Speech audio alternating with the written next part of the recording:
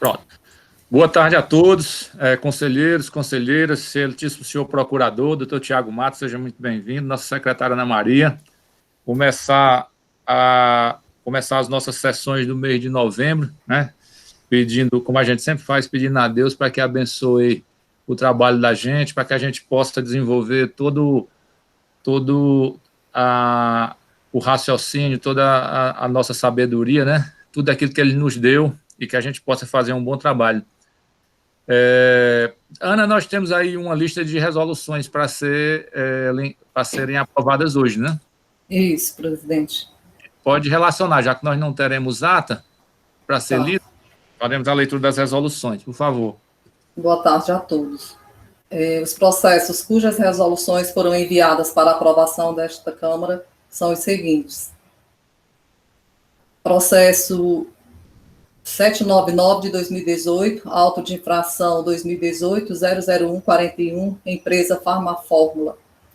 Processo 1989 de 2018, auto de infração 2018-02675, empresa JE Comércio de Embalagens. Processo 186 de 2017, auto de infração 2016-23294, empresa Restock Comércio e Confecções de Roupas. Processo 203, 2017, auto de infração 2016-23298, da empresa Restock Comércio e Confecções de Roupa.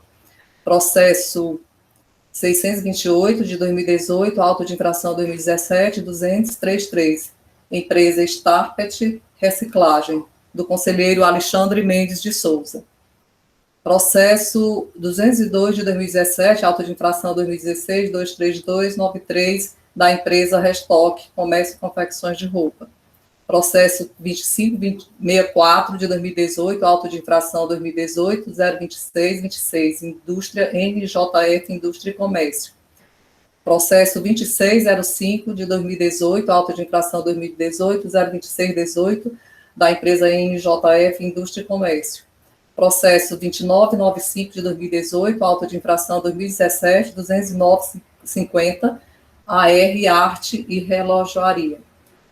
Processo 4155 de 2017, auto de infração 2017-06199, empresa Dom Pedro Brasil Empreendimentos Turísticos. Processo 3161 de 2018, auto de infração 2018-06151, empresa Plavinorte Tintas Plavio do Nordeste.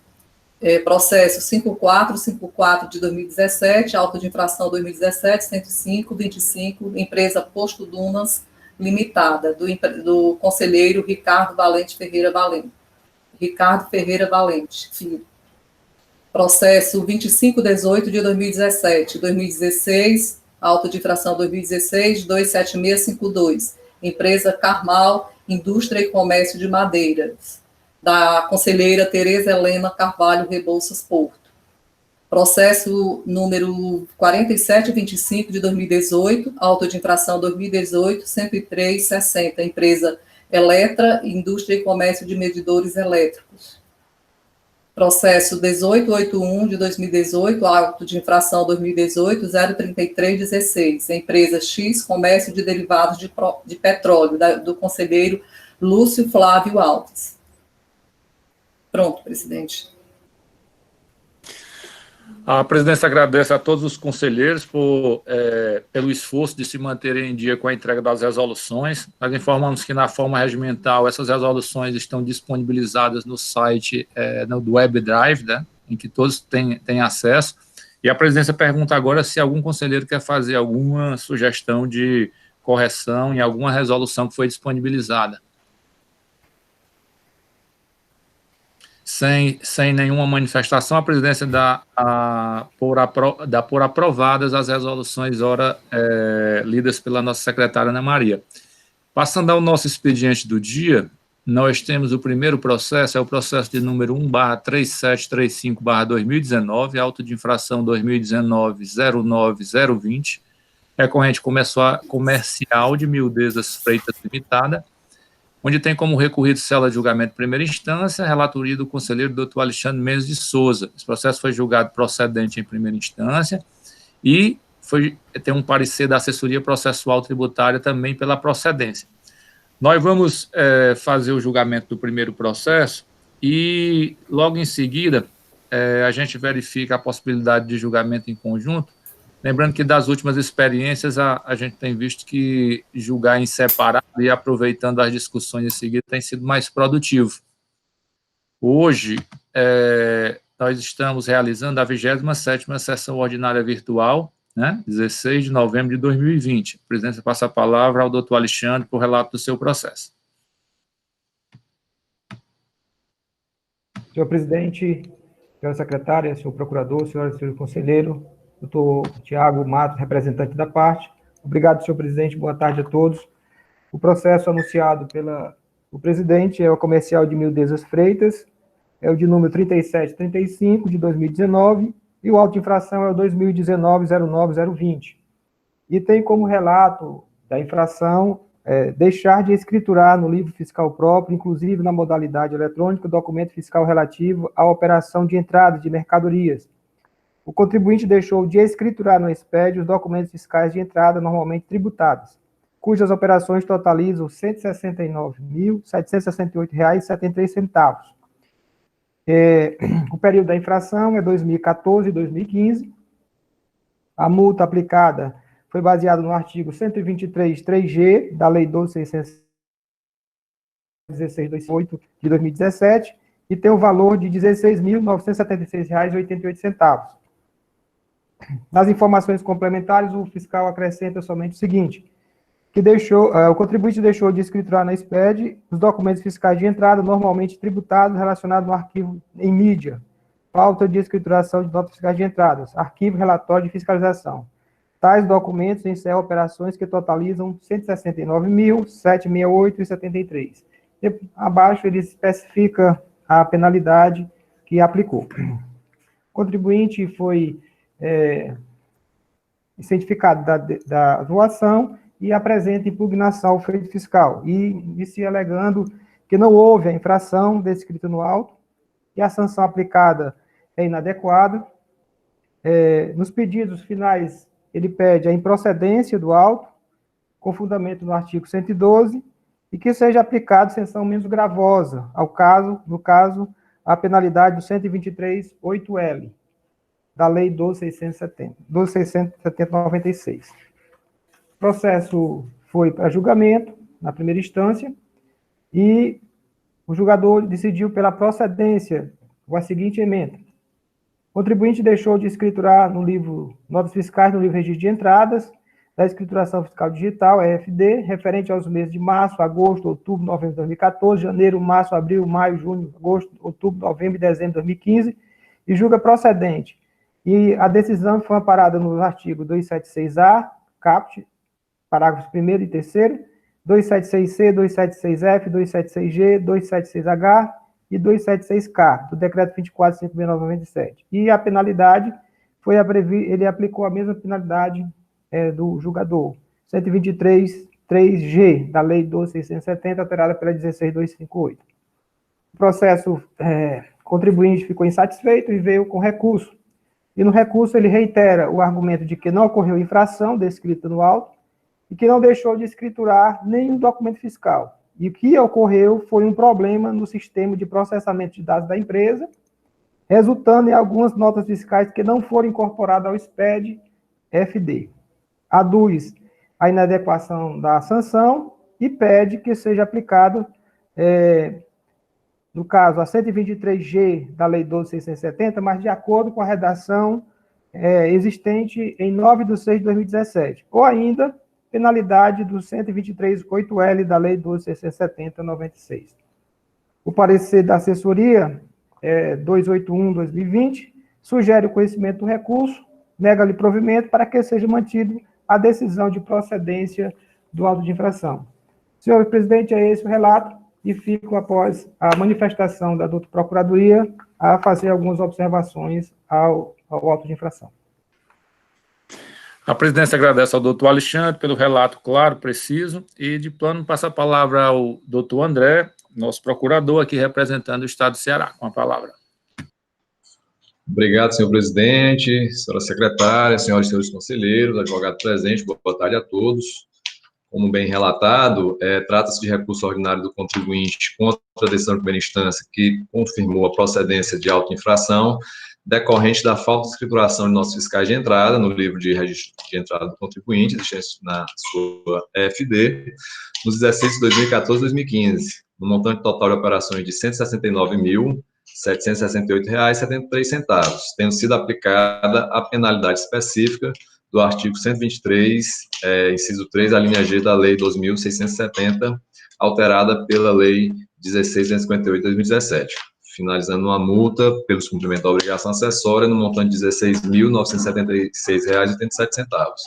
Como bem relatado, a infração, ela decorreu da inobservância dos artigos 269, 276A, parágrafo 3º, 276G, inciso 1 do Regulamento do ICMS, Estado do Ceará, e o contribuinte, ele no recurso, ele traz os mesmos argumentos trazidos na sua impugnação, inicialmente alega a ausência de ocorrência da infração, de cada nova infração, uma vez que não teria havido prejuízo do fisco em relação ao ICMS, e tenta justificar o descumprimento da obrigação acessória, alegando que teve um problema no seu sistema de processamento de dados, utilizado pela empresa, e em razão do qual algumas notas fiscais não foram importadas para o arquivo SPED. No entanto, como se depreende, a defesa de mérito do contribuinte, ela é uma negação geral, não traz qualquer comprovação da regularidade da escrituração dos documentos fiscais. Ele afirma que estão escriturados, mas que não saberia indicar em qual competência isso ocorreu, mas o fato é que não trouxe prova do cumprimento da obrigação acessória. Lembro aos senhores que a responsabilidade por infrações, a legislação tributária, ela independe da intenção do agente ou dos efeitos do seu ato, conforme previsto no artigo 136 do CTN. Por outro lado, a obrigação tributária acessória inobservada pela recorrente, ela é autônoma e independente da obrigação tributária principal, portanto, não se cogita aqui da inocorrência de prejuízo no que toca ao recolhimento do ICMS, pois se trata de descumprimento de obrigação acessória. Além de que, em relação aos alegados erros, problemas nos seus sistemas internos, também isso não afasta a sua responsabilidade, cabendo ao contribuinte observar a legislação tributária, chamando a atenção ainda que o contribuinte, desde os fatos geradores até o início da ação fiscal, poderia ter identificado e corrigido essas irregularidades, essas notas fiscais não escrituradas, mas assim não procedeu, portanto, não havendo como afastar a infração a legislação tributária. E, além, ultrapassando o mérito em relação à penalidade aplicada, o contribuinte ele alega inicialmente que a sanção aplicada foi inadequada, ele entende que caberia a aplicação da atenuante prevista no artigo 123, 3G, com a redação vigente à época dos fatos geradores, o que previa a penalidade de 20 ofícios por documento fiscal, desde que estivesse devidamente escriturado na contabilidade. No entanto, ele alega tal situação, mas não traz qualquer indício de prova demonstrando que, de fato, esses documentos estariam escriturados na sua contabilidade. Então, não há que se cogitar da aplicação da atenuante vigente à época, não obstante o disposto no artigo 144 do CTN. Né? Por outro lado, em relação ao reenquadramento da penalidade para a prevista no artigo 123, inciso 8, a linha L da Lei 2.670, entendo também que não há como ser acolhido. A posição da Procuradoria já é conhecida de todos os conselheiros, né? Essa penalidade, ela trata de omissão por divergência em arquivo eletrônico, e existe uma penalidade específica para a situação de falta de escrituração de documentos fiscais de entrada no livro de entrada, portanto, não há como se aplicar subsidiariamente a penalidade mais geral. Né? No caso, não há como se reconhecer a dúvida objetiva jurídica acerca da capitulação legal, a norma que prevê a penalidade específica é literal ao tratar de falta de escrituração de livro de entrada, portanto, não sendo suficiente apenas a justificativa de ser mais benéfica a do 123.8L para autorizar a sua aplicação com base no artigo 112 do CTN. Com essas considerações, a Procuradoria ela opina pelo conhecimento do recurso, mas para que seja negado o provimento, confirmando a decisão de primeira instância de procedência do auto de infração com a manutenção da penalidade específica prevista no artigo 123, 3G da Lei 2.670, 96, com a redação dada pela 16.258 de 2017, uma vez que as alterações promovidas elas foram mais benéficas ao contribuinte, ficando autorizada a sua aplicação retroativa com base no artigo 106, inciso 2, a linha C do CTN. É isso, senhor presidente. E aí resguarda aí qualquer fato novo ou questão jurídica que venha ser suscitada para me manifestar no decorrer dos debates. A presidência agradece ao doutor André e passa a palavra ao doutor Tiago para sua manifestação no processo. Senhores, boa tarde. Doutor André, concordo com o senhor em praticamente tudo. Na verdade, nós tínhamos pedido a atenuante da redação anterior do 3G. A empresa ela não nos mandou nenhuma documentação de comprovação da escrita na contabilidade. Todavia, assim, a única parte que eu vou me permitir divergir do senhor tem que ver com a redação, com a alteração da classificação da penalidade. Parece-nos que é pacífico já no contencioso, que para esse tipo de infração aplica-se a penalidade do 123.8L.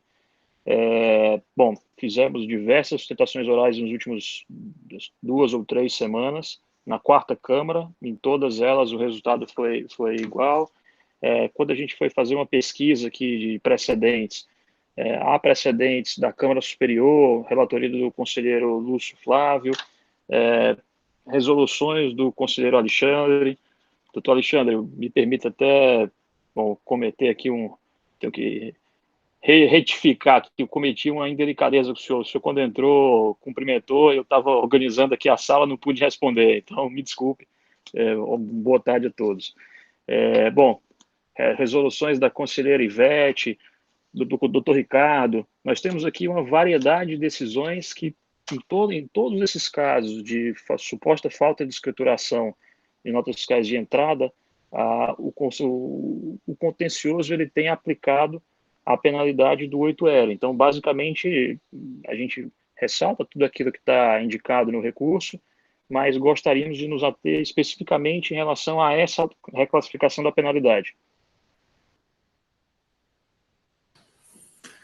Concluído, doutor Tiago? O presidente agradece. Sim, doutor. E passar o processo para a discussão dos conselheiros. Senhor presidente, eu gostaria da palavra, inicialmente destacar os pontos que o contribuinte alegou, que já foi debatido pela Procuradoria em relação a que o problema seria o processamento de dados da empresa, não teria conseguido enviar essas notas fiscais que supostamente ele não registrou em sua contabilidade. Então, essa informação, e como ele não trouxe nada também para rebater esse argumento, para confirmar esse argumento dele, e também a aplicação da atenuante, que seria, à época, né, a 123.3G, como bem ressaltou o doutor André.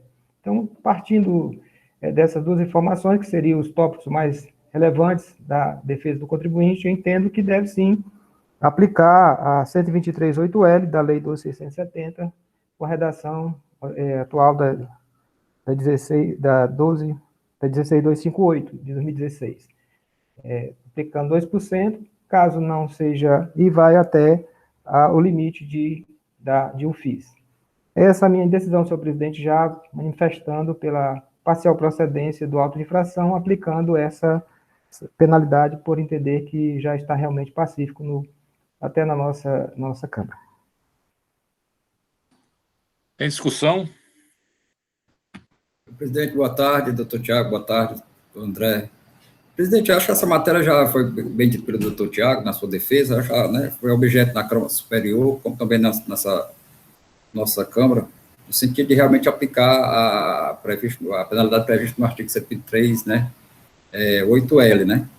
E o ponto trazido aí pela parte, a questão da escrituração na contabilidade, a gente já teve vários precedentes, já até acho que no mês passado, no sentido de que a empresa tem que não apenas alegar, mas comprovar realmente, a trazer apenas início de prova de que aquelas notas fiscais estavam escrituradas na contabilidade, naquele processo, naquela sentada. Nós até mandamos para fazer uma diligência, uma perícia, no sentido de constatar mesmo a alegação do contribuinte. Então, eu me inclino a acompanhar também o relator nessa matéria.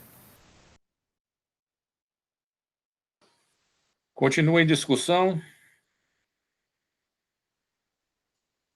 Sem mais interesse, a presidência vai tomar em votação, doutor Alexandre. Senhor presidente, conheço do recurso, dou-lhe parcial provimento para reformar a decisão de primeira instância, julgando parcial procedente e aplicando a penalidade do artigo 123.8L da Lei 12.670, alterado pela 16.258 de 2017. Essa é a minha decisão, presidente. Doutor Felipe. Acompanho o relator, presidente. Doutor Micael. Com relator, presidente. Doutor Ricardo. Com relator, presidente. Doutor Lúcio. Com relator, presidente. E doutora Tereza. Desculpa, porque eu estava aqui procurando o som. Boa tarde a todos. Sim, eu sou pela parcial procedência, aplicando o 123.3G, né?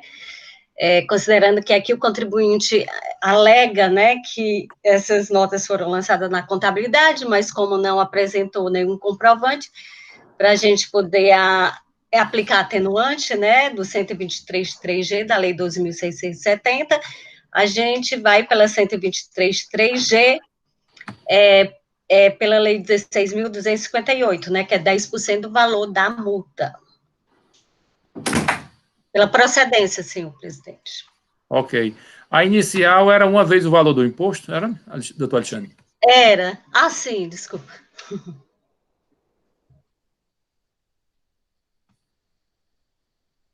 Doutor Alexandre?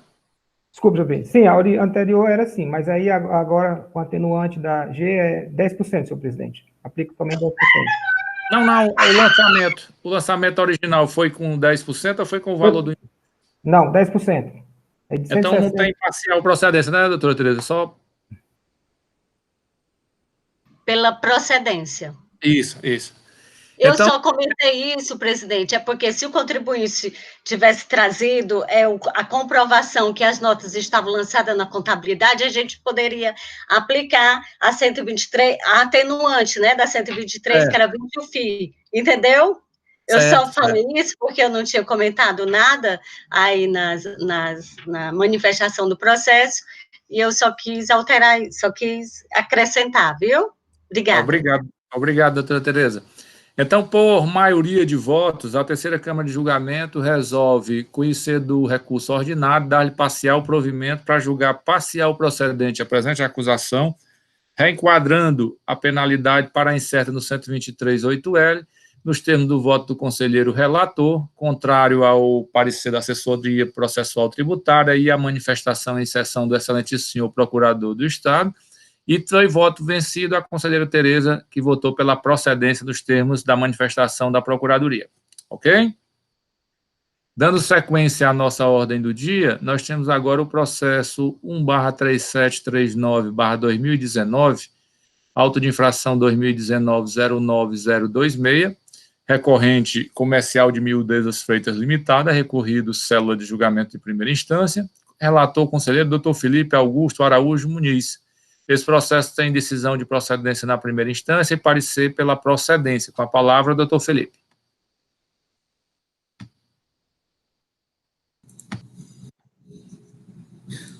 Obrigado, presidente. Renovo os cumprimentos a todos os companheiros de Câmara e ao advogado aqui presente.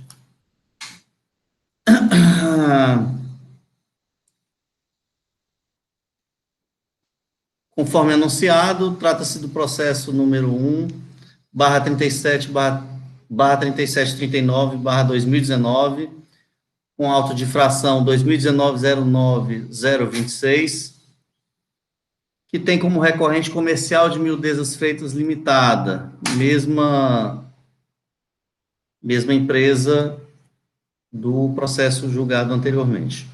Os presentes autos decorrem de lançamento tributário realizado sob a acusação de lançar crédito indevido de ICMS no exercício de 2014. O agente autuante apontou como infringido o artigo 60 do decreto 24.569 de 97 e aplicou a penalidade prevista no artigo 123, 2A e combinado com o parágrafo 5º, inciso 1º da Lei 12.670, com redação dada pela Lei 16.258/2017. Aplicou-se a título de de principal, o valor de 6.198,07, que seria o valor aproveitado indevidamente pelo contribuinte. E com multa em igual valor, que ocasionando um crédito total de 12.396,14 centavos.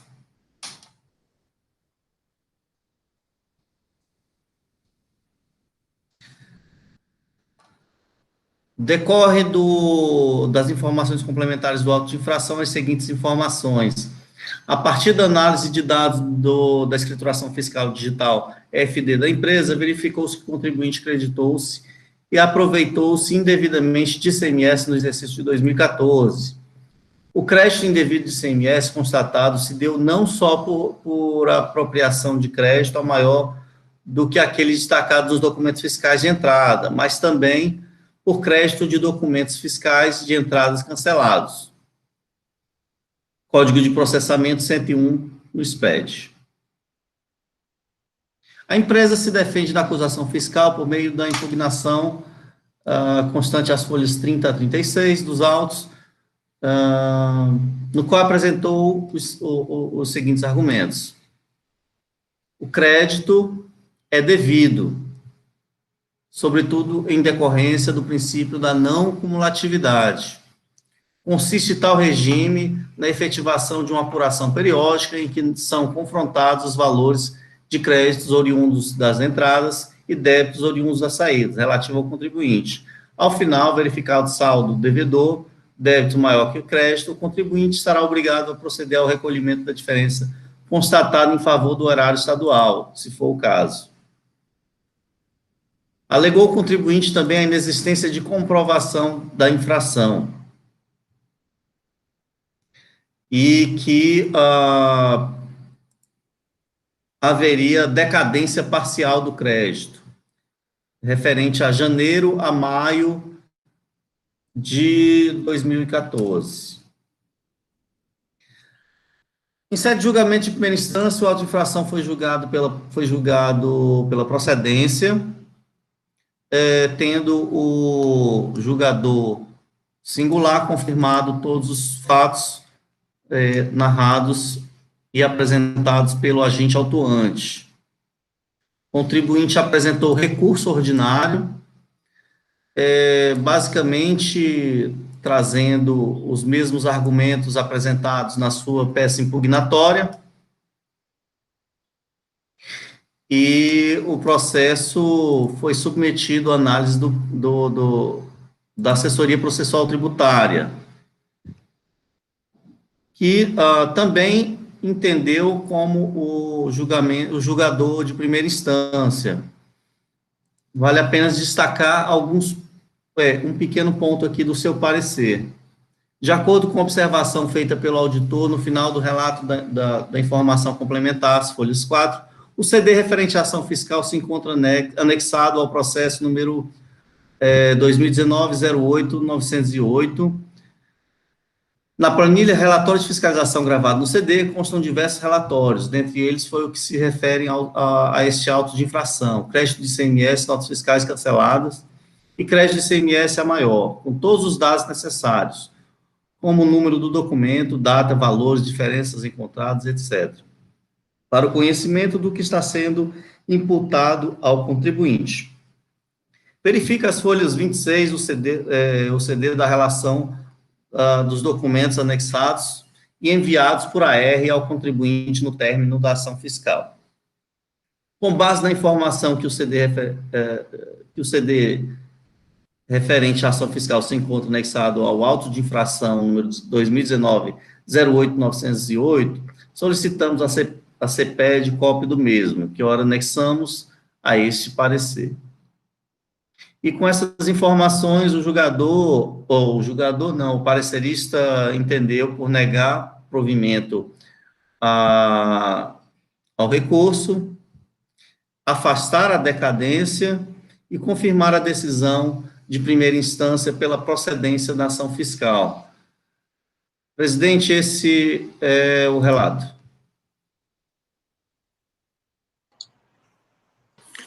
A presidência agradece ao doutor Felipe pelo relato claro e preciso. Passa a palavra ao doutor André para a sua manifestação.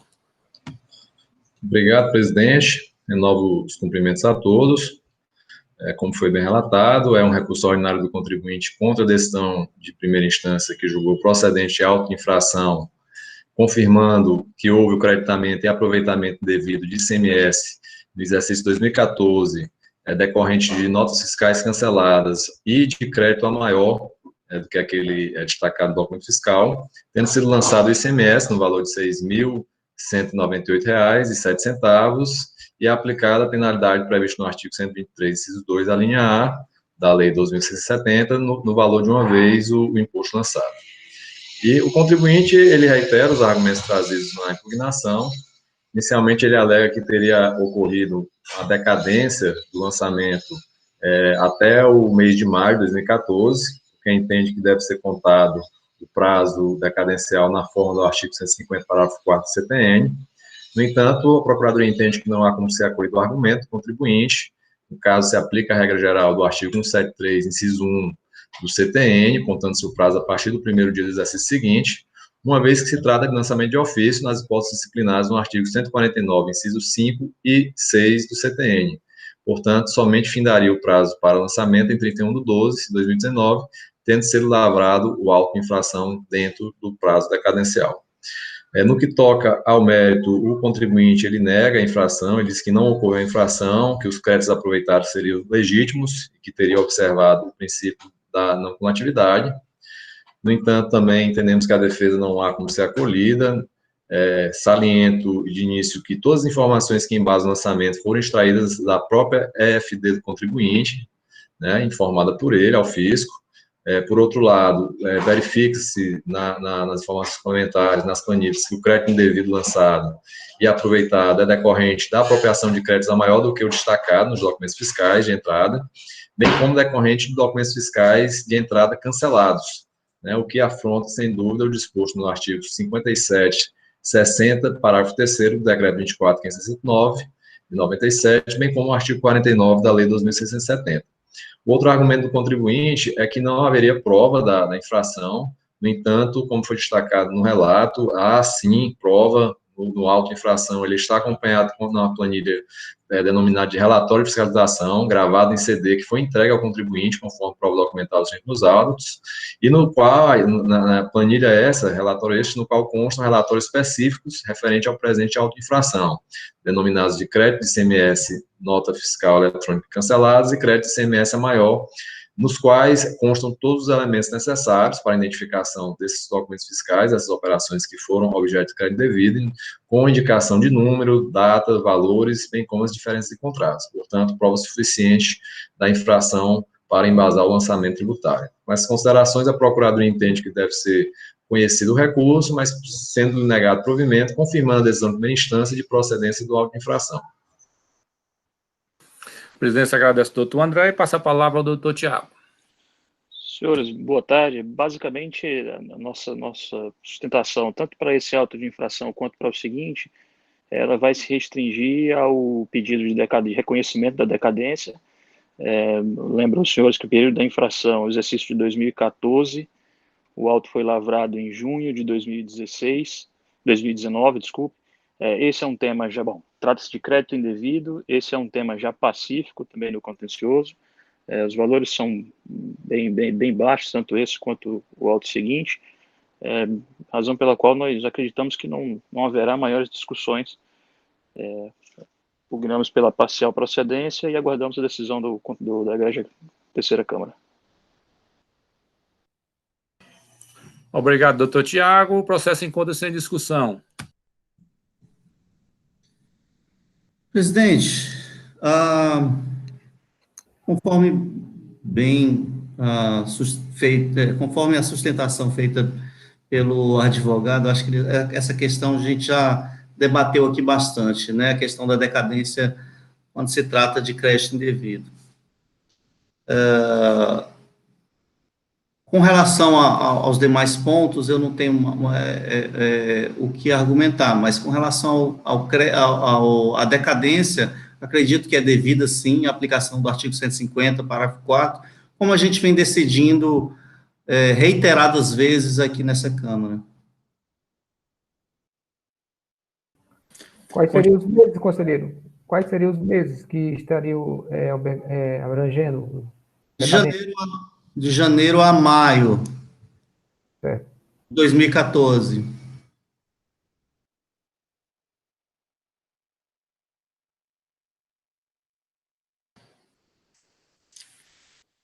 Continue a discussão. O auto de infração, ele se refere ao exercício inteiro, de janeiro a dezembro de 2014, mas estaria aí abrangido, alcançado pela decadência de janeiro a maio.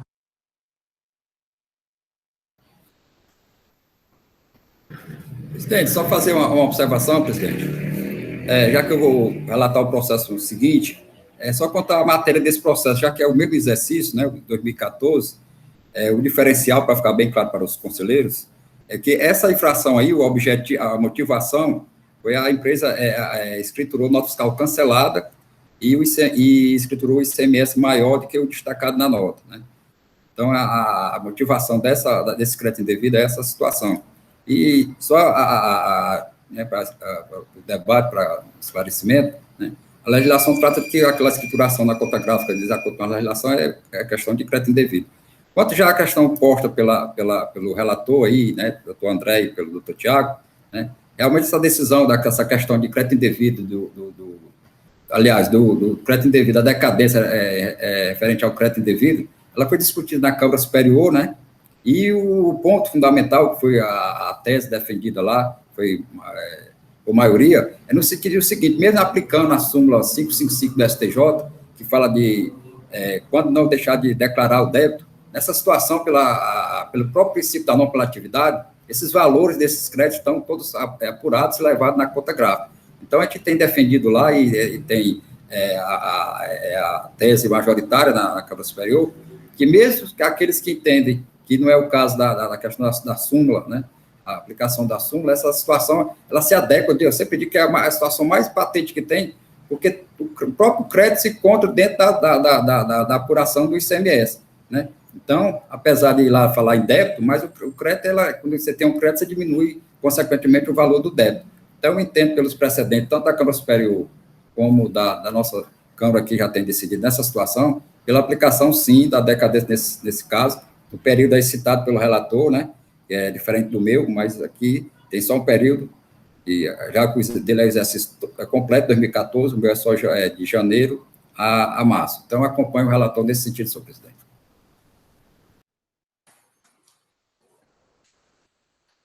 Sem mais interesse, a presidência vai passar a votação. Aí peço uma gentileza ao doutor Felipe, dada a simplificação feita pela parte quanto ao pedido, que trata apenas da exclusão da decadência, que já pode fazer o seu voto em relação à decadência e em relação ao mérito, ok, doutor Felipe? E aí, por gentileza, citar o período excluído. Já fazendo o voto, presidente? Sim, doutor Felipe, por favor.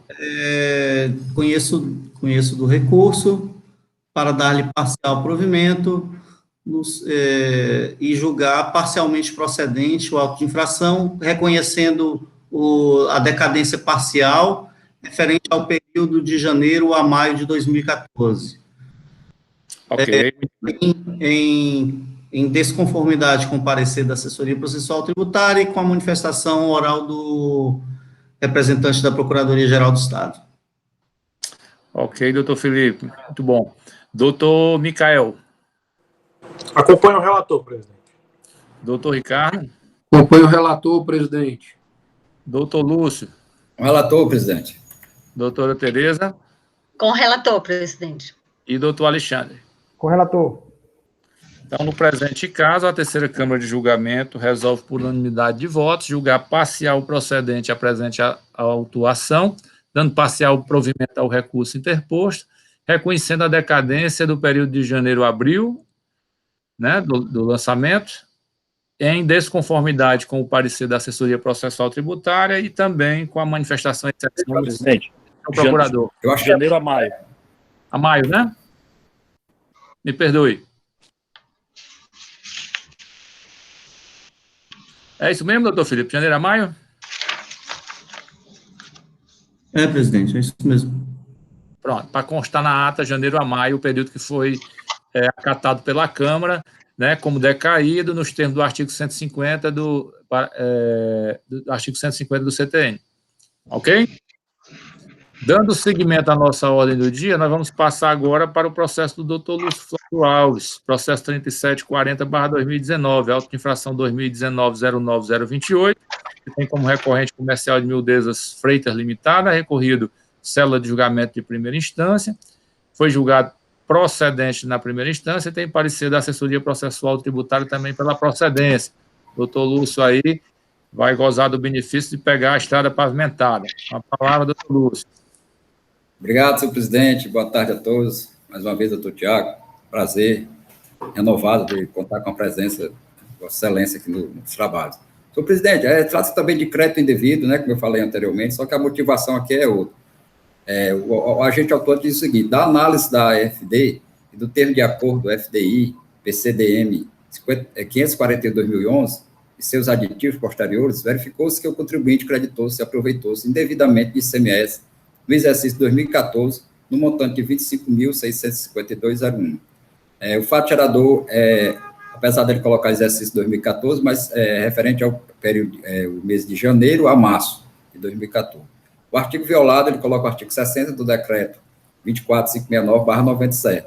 A penalidade do artigo 103.2A, combinado com o parágrafo 5º, inciso 1º da Lei 12.670/96, alterado pela Lei 16.258/2017. Foi cobrado ICMS no valor de R$ 25.652,01 e multa de igual valor. A informação complementar, o agente autor detalhando como chegou a essa constatação, disse que tratava de uma auditoria fiscal plena, o período que ele fiscalizou foi 2014 e 2015, e que esse crédito é referente ao termo de acordo 541/2011, uma das suas cláusulas consta que o crédito, né, é de 75% do valor do saldo devedor, e ele fez esse cálculo perante a escrita fiscal do contribuinte, né, que constava na FD, e constatou que ele tinha aproveitado o crédito maior do que esse percentual, né.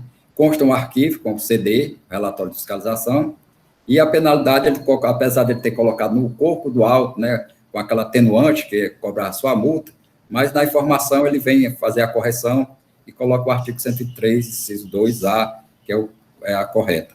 A empresa é inconformada com a lavratura do auto de infração e vem com os pontos bem objetivos, bem direto. O primeiro ponto, legitimidade do direito aos créditos de que trata esse processo.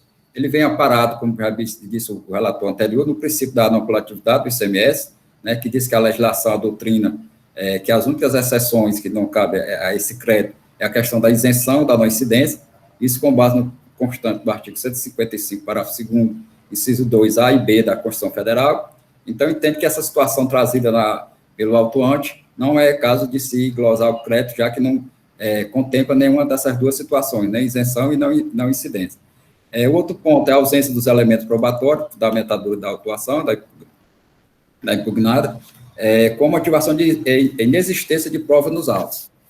O processo foi distribuído para julgamento em primeira instância, teve a decisão pela procedência, a julgadora faz, né, o seu juízo de valor sobre os pontos trazidos na impugnação, mas entende que realmente a acusação, só que é isso, tem um diferencial, ela entende que, pelas circunstâncias materiais constantes do processo, ela entende que é uma falta de recolhimento, né?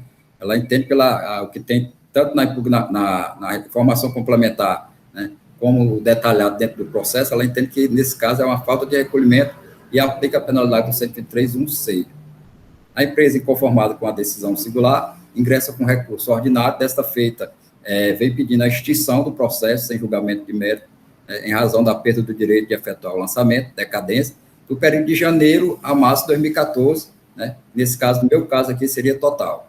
E a inexistência da infração, pedido alternativo, né, dizendo que a infração constante dos autos não se comprova, por falta de elementos, né, e pede a improcedência. O processo é distribuído para a CEAP, né, Célula de Assessoria Processual Tributária, que afasta a decadência, né, com base no artigo 173.1, combinado com 149.5 e 6 do CTN, acha que é um lançamento de ofício, que houve, no caso, omissão, então, nesse caso, ele tem que a aplicabilidade aí é do 173, inciso 1º. E encontrou um valor maior do que o consignado no auto de infração. Ela refaz os cálculos de acordo com o termo de acordo da empresa, com a Cefaz, e a parecerista entende que o valor, né, do crédito não é aquele consignado pelo autuante, e sim de R$ 55.549,38. O do autuante teria sido R$ 25.652,01, então ela encontra um valor menor. Só que, em virtude da questão de não poder existir o aumento, né, da exigência fiscal, ela consigna pelo valor cobrado no auto, né? E dessa feita, sim, ela diz que não se trata de falta de recolhimento, e sim a penalidade sugerida pelo autuante, né, de crédito indevido, né? E assim julga pela procedência da autuação. Senhor presidente, senhores conselheiros, procurador, esse é o relato. O presidente agradece ao doutor Lúcio e passa a palavra ao doutor André. Obrigado, senhor presidente. Como bem relatado, é um processo referente a um recurso ordinário do contribuinte, muito semelhante ao processo anterior, mesmo período, mesmo exercício, né? O que muda é a motivação da autuação, que aqui no caso foi um creditamento devido por inobservância de um termo de acordo que a empresa tem no FDI, PCDM. Presidente, tendo em vista o resultado do processo anterior, e os argumentos do recurso são os mesmos, eu vou me limitar a fazer a remissão, que já foi exposto no processo anterior, salientando em relação à decadência, que no caso aqui, se vier a ser acolhida, ela vai ser total, porque o auto só contempla de janeiro a março. Nós entendemos que se aplica a regra geral do 1731 do CTN, razão pela qual deve ser afastada, opinando a Procuradoria pelo conhecimento do recurso, para que seja negado o provimento, confirmando, na verdade, presidente, porque tem algumas peculiaridades mesmo, como o doutor Lúcio colocou, tanto em relação ao reenquadramento feito pela legislação, pela decisão de primeira instância, quanto em relação à apuração, conforme foi feito pela assessoria. Então, vou me limitar, por hora, à questão da decadência. Se ultrapassada, a gente discute o mérito. Então, a Procuradoria entende que não deve ser acatada a decadência.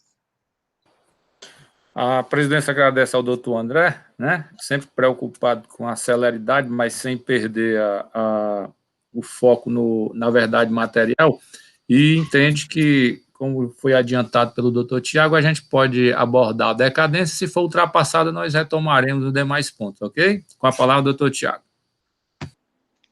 Presidente, eu prefiro aguardar o julgamento. Assim, eu iria aproveitar os argumentos do processo anterior, e eu entendo que o resultado deve ser semelhante. A única diferença seria que esse seria a decadência do período integral. Mas os argumentos são os mesmos, a infração é muito semelhante, e é um tema já pacificado no contencioso. Obrigado, doutor Tiago. Em discussão.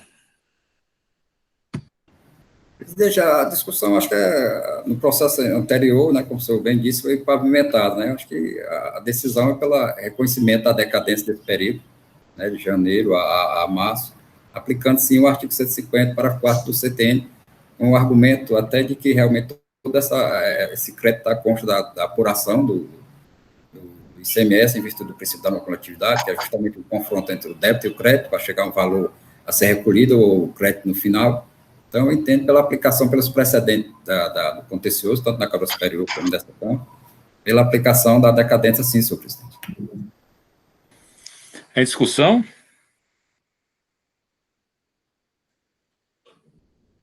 Sem interesse pela discussão, o doutor Lúcio já pode votar. Senhor presidente, eu voto pelo conhecimento do recurso ordinário para declarar a decadência do período consignado no auto de infração pelo agente autuante de janeiro a março de 2014.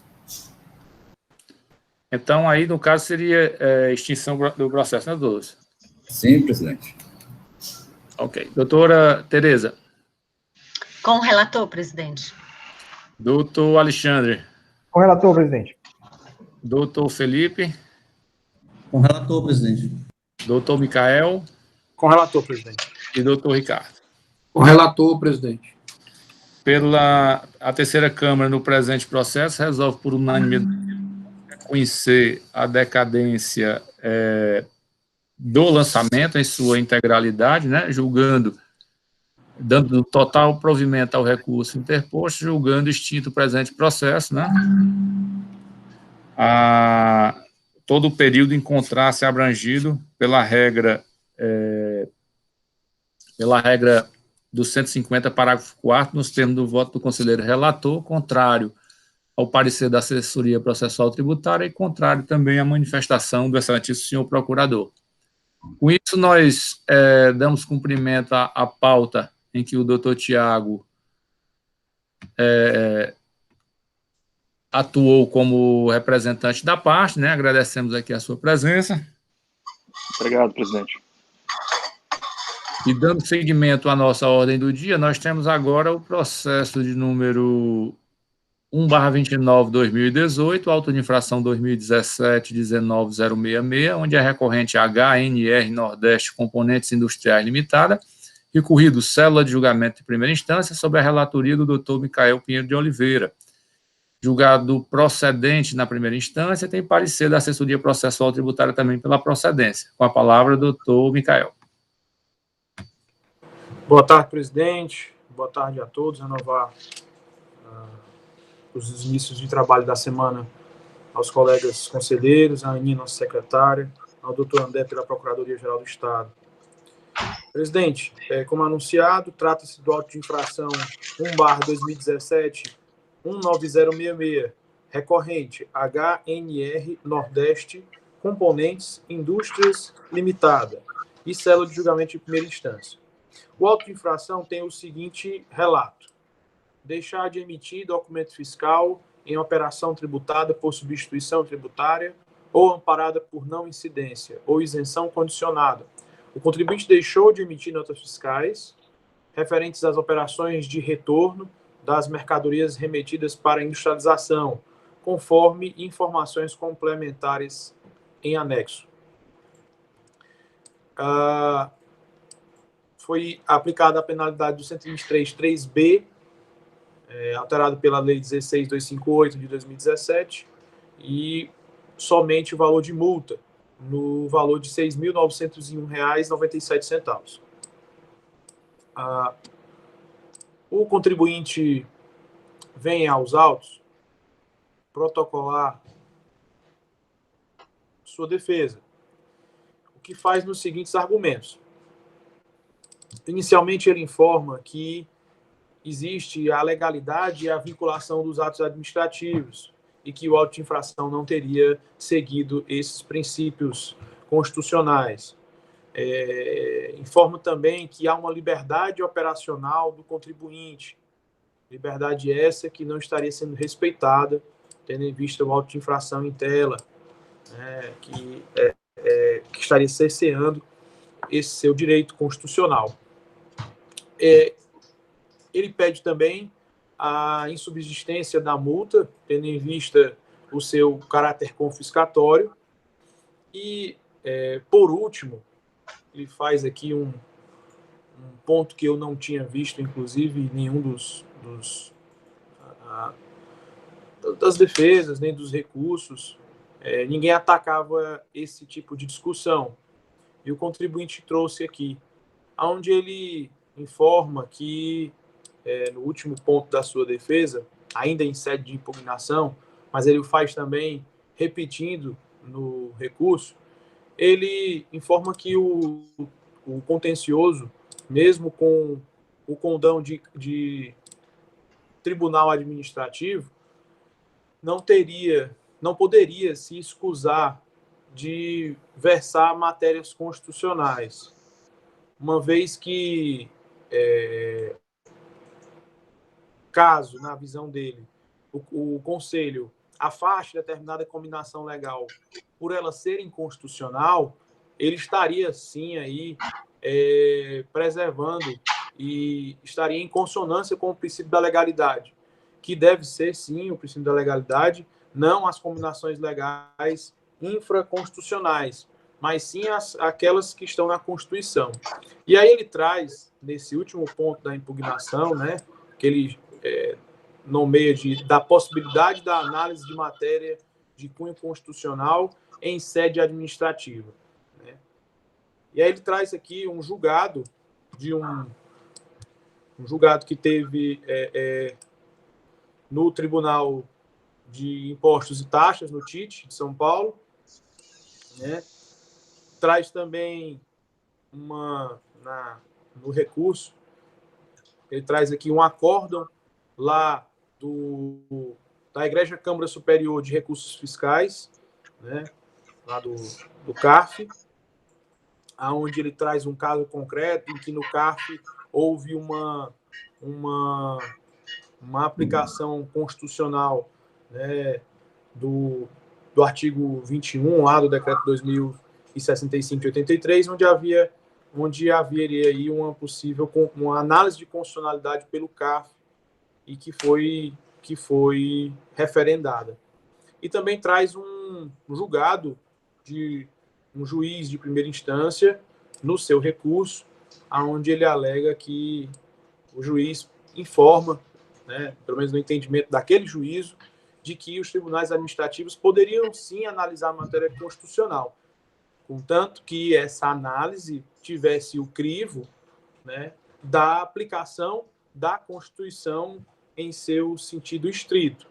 E aí sim estaria autorizado o afastamento de qualquer combinação infraconstitucional. Então, ele traz essa discussão como derradeiro tópico da sua impugnação, e o processo caminha para o julgamento de primeira instância, que tem a ementa pela falta de emissão de notas fiscais com a procedência do auto de infração em todos os seus termos. Segundo o julgador, os argumentos trazidos pelo contribuinte não foram capazes de ilidir a ação fiscal. E aí ele se restringe à reprodução aqui dos artigos da Lei 12.670 de 96, que traz aí a obrigatoriedade da emissão da nota fiscal. E julga pela procedência do auto. O processo, então, caminha e o contribuinte protocola um novo recurso, aonde nesse recurso ele alega os mesmos pontos que alegou em sede de impugnação, que eu vou passar adiante, tendo em vista o relato que já foi feito. O processo vai à CEPAT e na célula de assessoria processual tributária também, né, teve-se o deslinde de opinar pelo conhecimento do recurso ordinário, negando-lhe provimento para confirmar a decisão condenatória de primeira instância, né, onde ele informa que foi recebido, né, o contribuinte recebeu mercadorias para industrialização, e cita aqui o CFOP, que foi o 1901, informa o montante e informa que o contribuinte não trouxe nenhum elemento que comprovasse, né, houve uma ausência de comprovação aí quando do retorno das mercadorias após a industrialização. Portanto, tendo em vista na emissão da nota, ele opina pelo conhecimento do recurso, mas para negar-lhe provimento para confirmar a decisão condenatória. Então, o processo vai à Procuradoria e tem-se aí a referendação do parecer da CEPAT. E esse é o relato, presidente. A presidência agradece ao doutor Micael pelo relato claro, preciso, e passa a palavra ao doutor André para a sua manifestação. Obrigado, senhor presidente. Como bem relatado, trata-se de recurso ordinário do contribuinte contra a decisão de primeira instância que julgou procedente a auto-infração, decorrente da falta de emissão de notas fiscais em operações de retorno de mercadorias que foram remetidas para industrialização, em operações que não são tributáveis no exercício 2012-2013, tendo sido lançada a multa prevista no artigo 123, inciso 3, a linha B, item 2 da Lei 2.670/96, com a redação da Lei 16.058 de 2017, numa multa no montante de R$ 6.901,97. E o contribuinte, ele traz uma defesa bem retórica, né? Ele alega, como foi pontuado, que, primeiramente, haveria legalidade de vinculação aos atos administrativos, né? Que ele teria liberdade operacional, trazendo o dispositivo, o artigo 170 da Constituição Federal, né, que trata da livre iniciativa, traz ainda a alegação de que a multa seria confiscatória, né, e requer a improcedência. Quanto à defesa de mérito, como disse, ela é bem retórica. Aqui, no caso, não se trata de entrar no mérito de o contribuinte ter liberdade operacional ou não, ele tem, de fato, para exercer sua atividade. No entanto, toda atividade econômica, ela deve ser exercida com a devida observância da legislação e, especificamente, no caso da legislação tributária. E a legislação tributária é muito clara no sentido de que o contribuinte que recebe mercadoria para industrialização deve retornar essa mercadoria mediante a emissão de documento fiscal, inclusive com a emissão de nota fiscal, destacando tanto as mercadorias empregadas na industrialização, bem como os devidos serviços. Isso está muito claro na legislação, o parecer ele é bem objetivo. Vou pedir aqui licença para ler alguns trechos que não deixam dúvida de que o auto é procedente. Diz o seguinte, conforme informação complementar, o contribuinte recebe mercadorias para industrialização por encomenda CFOP 1901, porém não comprovou o efetivo retorno das mercadorias através de documentos fiscais, no montante de R$ 69.019,79. O recurso apresenta doutrina sobre a legalidade dos atos administrativos, liberdade operacional dos contribuintes, mas nenhuma justificativa com relação ao mérito da acusação fiscal, sobre a ausência de comprovação do retorno das mercadorias após a industrialização realizada, conforme determina o artigo 696 do Decreto 24.569. E aí transcreve aqui o dispositivo, onde, de fato, prevê essa obrigação acessória. Portanto, quanto ao mérito, não há qualquer argumento capaz de afastar a infração que foi apurada e confirmada nessa primeira instância. Por outro lado, no que toca à alegação de multa confiscatória, por mais que o contribuinte tente, desenvolva a questão, trazendo precedentes do TIT, do próprio CARF, na realidade, não há como se ultrapassar o disposto no parágrafo 2º do artigo 48, que veda a análise de constitucionalidade, e qualquer análise que seja decorrente de averiguar a proporcionalidade ou razoabilidade da multa prevista na lei estadual e aplicada corretamente pelo autuante, ela passa sim por um exame de constitucionalidade. Questão essa que não é cabível ser feito na seara administrativa. O controle difuso ele só pode ser realizado pelo Poder Judiciário. Portanto, o agente autuante e os julgadores eles estão adstritos à aplicação da norma da lei estadual, né, no caso, a penalidade que foi aplicada especificamente. Então, não há como ser acolhido o argumento do contribuinte nesse ponto. Chamo só a atenção para o fato de que o julgador de primeira instância, o autuante, ao aplicar a penalidade, o fez indicando o dispositivo com a redação atual.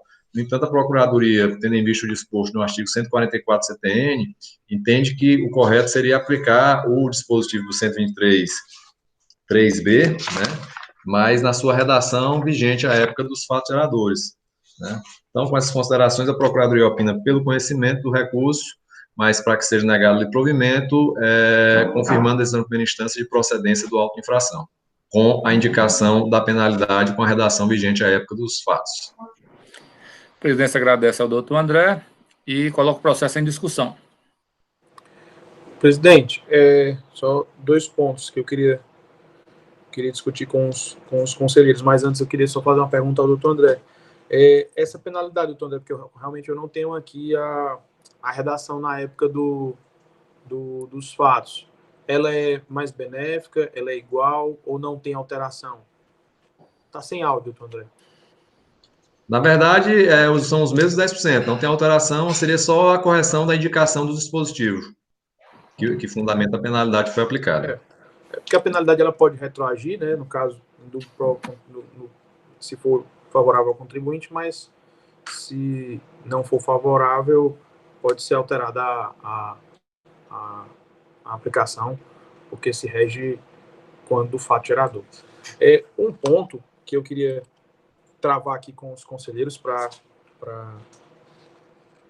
discussão acerca desse processo, no que tange ao mérito, não sei se algum conselheiro vai verificar processualmente algum ponto aqui, eu estou aberto, mas eu não vislumbro nenhuma matéria de fato que o contribuinte tenha trazido aos autos para comprovar a obrigação da emissão das notas.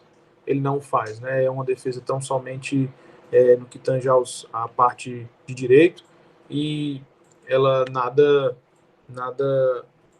acrescenta quanto a essa questão. Entretanto, se o Conselho ultrapassar essa discussão, e aí eu vou a essa questão da matéria de constitucionalidade, porque às vezes a gente faz uma análise muito automática do Conselho, e existem várias análises constitucionais que podem ser feitas sobre a tutela do contencioso. O que o contribuinte trouxe aqui, o doutor André, que também atacou o contribuinte nesse sentido, e eu acho que é válido o argumento do doutor André, a análise de se a multa é confiscatória ou não, eu acredito que essa é uma análise constitucional em que caberia aí, porque há dois tipos de discussão constitucional, né? Essa seria uma de que ficaria ao alvedrio do julgador. E essas aí, realmente, a discricionalidade do julgador se rescinde ao judiciário. Agora, a discussão que o contribuinte pode, não sei se foi essa a intenção dele, mas no julgamento, eu li o julgamento do juiz que ele trouxe aos autos, ele trata a questão daquela constitucionalidade onde a gente pode afastá-la, logicamente, para a atribuição de um outro comando normativo constitucional. E aí, assim, por exemplo, vamos ver como é que vai se dar, eu até, presidente, fico curioso sobre a questão que foi decidida pelo STF. Né? Não é o caso aqui dos autos, mas a discussão, já que o contribuinte trouxe, eu também não quero me alongar nela aqui, mas sobre a questão do envio de mercadorias. Né? Então, assim, somente do deslocamento, né, entre filiais, né, que foi decidido pelo STF, inclusive com sede de repercussão geral. Então, eu não vejo ainda no contencioso como é que a gente vai se comportar quanto a esses temas do STF que, por exemplo, tragam repercussão geral, e nós temos um comando estadual ainda em vigor. Né? Como é que vai se dar essa nossa experiência jurídica quanto a essa situação? Mas era só esses dois pontos, presidente. Em discussão? Senhor presidente, eu estava lendo aqui a peça, o recurso ordinário, da impossibilidade de análise da matéria de cunho constitucional em sede administrativa. Me parece, doutor Micael, que a questão aí é a questão da multa, que eu não vi, como você bem falou, não existe nada da questão de mérito, é a questão da multa confiscatória. Qual é a inconstitucionalidade que está sendo discutida aqui? Qual que é que ele coloca em xeque como constitucional? Não, ele traz a discussão do enfoque do efeito confiscatório da multa, sem sombra de dúvidas. Tanto é que é o último tópico que ele utiliza, anterior ao efeito confiscatório da multa. Né? Que sobre essa análise constitucional, eu acredito que não há o que se acrescentar. Né? A gente aqui já tem entendimento firmado. O que eu só trouxe aqui, doutor Lúcio, rapidamente, é que existem vários níveis de discussão constitucional. A análise discricionária ou a aplicação determinada da combinação legal da Constituição. Exemplo, no caso da transferência de mercadorias de filial para matriz, na não incidência de ICMS dessas operações, há um comando normativo da Constituição, né? Ele existe, e é por isso que a discussão foi ao STF, vai até o STF, e, por exemplo, foi decidido dessa forma. E nós vamos ter, logicamente, porque, como o doutor Dé bem disse, não foi retirado do ordenamento jurídico estadual a combinação legal contrário, que diz que deve se cobrar. Né? Então, nesse tipo de situação, onde há um comando normativo constitucional que diz determinado vetor, e um comando estadual que diz outro vetor, e há uma decisão do STF, aí é essa situação em que eu acho que essa discussão desse contribuinte pode se aproveitar. Né? Não a análise para efeitos confiscatórios de multa ou não, porque isso é discricionário. Eu não sei se eu me fiz entender, doutor Lúcio. Eu entendi, mas quer dizer que não é a questão aí, é mais uma questão, né? Não é do processo em si, é mais uma questão que o senhor traz, a questão o efeito de declarar a inconstitucionalidade, quais são os efeitos que podem ser declarados. Eu já estive analisando algumas decisões tanto do TIT como do Tribunal de Goiás, Minas Gerais, e essa discussão é uma discussão bem interessante. Mas o que eles argumentam é o seguinte, a tese aqui, é até exposta aqui na peça, é que a Constituição deve ser observada na sua literalidade, na sua integralidade. É o ponto máximo do ordenamento jurídico, né? Então, é observado pelo princípio da legalidade. E uma vez um órgão administrativo, né, ele tem que se observar não só a legalidade, como a constitucionalidade. Mas aí vem a questão do nosso tribunal aqui, do caso do contencioso, que tem a lei específica, né, afastando essa questão, como bem citado pelo doutor André, do artigo 48. Mas aí, pelo que eu entendi do doutor Micael, é o seguinte, a redação desse artigo é no sentido de não declarar inconstitucionalidade. E o caso não seria declarar, seria apenas não aplicar. O que eu me coloco é assim, o efeito disso aí, na hora que uma lei que está vigente, né, ela está no ordenamento jurídico, eu afasto essa aplicabilidade, a consequência disso aí é como eu estivesse declarando de uma forma a inconstitucionalidade, porque eu não estou aplicando aquela legislação. Eu sei que na doutrina existe essa diferença, mas no meu entender, né, e quem defende o contrário daqueles que diz que pode ser analisado, é justamente isso. Aí a seguinte situação, o Tribunal Administrativo vai declarar uma lei, né, inconstitucional, o órgão máximo da Constituição diz que é o Supremo, que é o guardião da Constituição e é o defensor do controle de constitucionalidade, aí diz que é constitucional, e como é que ficaria essa situação? Então, eu, com todo respeito, eu ainda continuo defendendo, e eu acho que é uma coisa que vai surgir essa questão dos precedentes, né? Até o tribunal, acho que é de Goiás, ele já traz algumas situações que o próprio tribunal tem que observar aquelas que já são decididas repetitivo, né? Em controle concentrado. Então, a nossa legislação não chegou a isso ainda, apenas falar da questão da inconstitucionalidade. Mas eu ainda continuo achando que o doutor Micael acho que é feliz de colocar essa questão para a gente, né, analisar, pensar, né? Aquela questão da súmula 166, né, da questão da transferência, que já foi decidida. Exatamente. Né? Então, a nossa legislação diz que no caso, é tributado, né? Mas eu acho que aí tem a questão do trabalho de como será feito isso aí em termos legislativos. Aí a Procuradoria que vai ter um papel muito importante nesse sentido. É lógico que o professor vai discutir, mas o que está posto hoje é no sentido realmente de não aplicar, não reconhecer, né, a questão da constitucionalidade e, no meu entender, essa questão de não afastar acaba fazendo com que essa norma não seja aplicada, é uma maneira de declarar a norma inconstitucional de outra forma, não declarando, mas afastando a sua aplicabilidade. Era isso, senhor presidente. Só finalizar, presidente, a discussão, e aí eu acredito que eu já estou confortável para votar, se nenhum conselheiro trouxer nem nada de novo.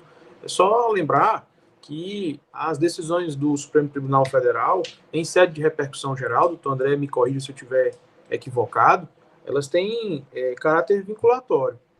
É caráter vinculante tanto para a administração direta e indireta, né, e para os órgãos de justiça. Então, nós estaríamos descumprindo, caso entenda diferente, né, do Supremo Tribunal Federal, uma decisão que tem efeito vinculatório. Mas, enfim, essa é só uma discussão de apêndice, presidente, que eu trouxe nesse processo, porque esse contribuinte foi um dos que trouxe essa questão, mas acredito que para o processo dele nem é tão importante, mas para os demais acredito que vale a reflexão dos conselheiros.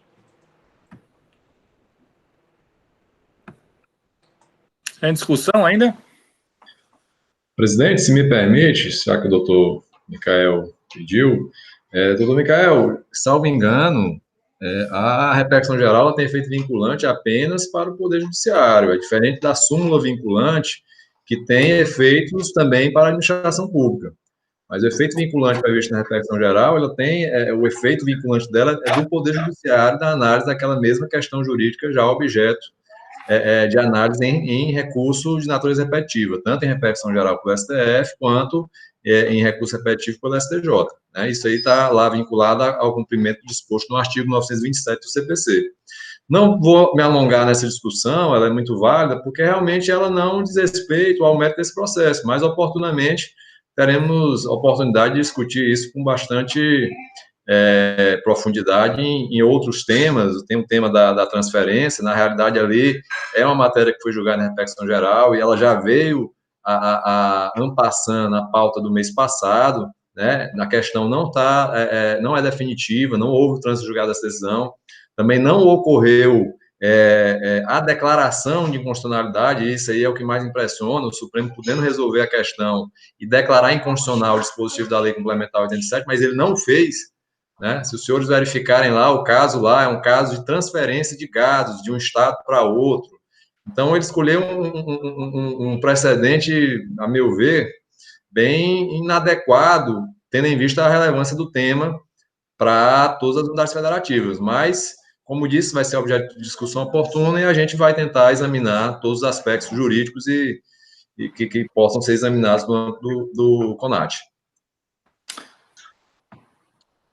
Ok, em discussão ainda? Sem discussão, em votação. Doutor Micael? Presidente, tendo em vista o que foi debatido, eu voto pelo conhecimento do recurso ordinário para negar-lhe provimento, a fim de confirmar a decisão condenatória de primeira instância em consonância com o parecer da Procuradoria-Geral do Estado. E o parecer da Cela de Assessoria Processual Tributária. Doutor Ricardo? Com o relator, presidente. Doutor Lúcio? Relator, presidente. Doutora Tereza? Com o relator, presidente. Doutor Alexandre? Presidente, antes de votar, só queria saber do relator se tem o pedido de multa confiscatória no seu processo. Tem sim, doutor Alexandre. Então, afastando esse argumento, né? Verdade, bem lembrado, doutor Alexandre. Lembrado. E afastando como relator, senhor presidente. E doutor Felipe? Acompanho o relator, presidente. Como bem lembrado pelo doutor Alexandre, a terceira Câmara de Julgamento do Conselho de Recurso Tributário resolve por unanimidade de votos conhecer do recurso ordinário, negar-lhe provimento, afastar o pedido de efeito confiscatório da multa aplicada e julgar procedente a presente acusação nos termos do parecer da Assessoria Processual Tributária e também de acordo com a manifestação e exceção do excelentíssimo senhor Procurador do Estado. Nos termos do voto do conselheiro relator, ok? Com isso, nós damos por encerrada a nossa pauta de hoje, né? E lembrando que amanhã nós teremos a nossa 29ª, peraí, não, só um instante, terça-feira, 28ª sessão ordinária virtual, amanhã, terça-feira, 17 de novembro. Primeiro processo do dia é 1/5223/2018 da DSM Produtos Nutricionais do Brasil, relatoria do Dr. Ricardo Feira Valente, tem sustentação oral do Dr. Felipe Teixeira e Dr. Gustavo Teixeira de Oliveira. O processo seguinte é o 1/5224/2018, também a mesma recorrente e a mesma recorrida, célula de julgamento de primeira instância, relatoria da doutora Tereza, também com sustentação oral do Dr. Felipe Teixeira e do Dr. Gustavo Teixeira de Oliveira.